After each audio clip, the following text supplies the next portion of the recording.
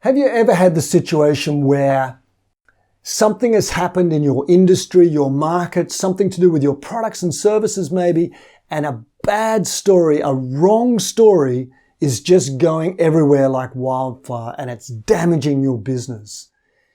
You know, in Anecdote, we call that an anti-story. And we say that the only antidote to an anti-story is a better story, a story that nullifies the anti-story, an influence story. And I was reading the news this week, and I came across a good example of an anti-story and the influence story that can counter it. And I thought I would share that. So in 2018, 2 infants died in Samoa after receiving vaccinations against measles, mumps, and rubella, and they raised local fears of the vaccine itself. Now, what happened was when those 2 infants died, the story that the vaccine will kill babies went everywhere through the Samoan Islands, and the vaccination rate plummeted. Now, just recently in November, an outbreak of measles has occurred, and more than 70 people have died, and most of those are children under the age of 5.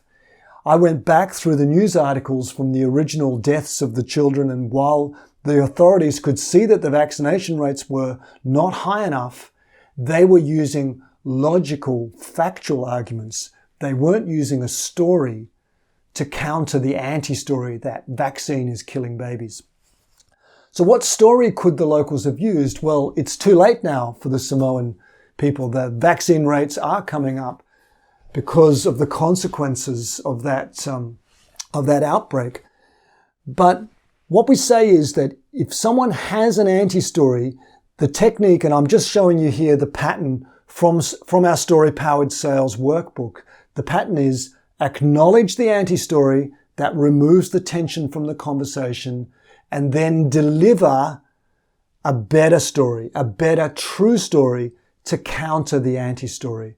So let's say we're now in another situation and there is fear that the vaccine is causing deaths of children and that we shouldn't vaccinate our children.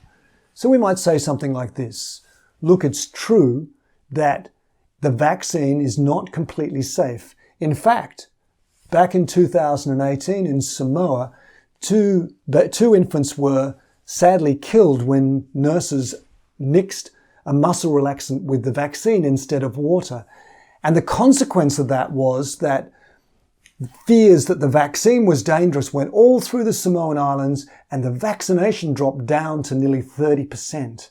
But in November this year, more than 70 people died in a measles outbreak because the vaccination rate was too low, and most of those were children under the age of 5. So yes, things can go wrong with the vaccine, but the consequences of not having the general population vaccinated are far, far worse than that. So there you see that I have acknowledged the anti-story, but then delivered an influence story to counter the bad story. And that's the general technique when you've got an anti-story hurting your business. I'm Mike Adams.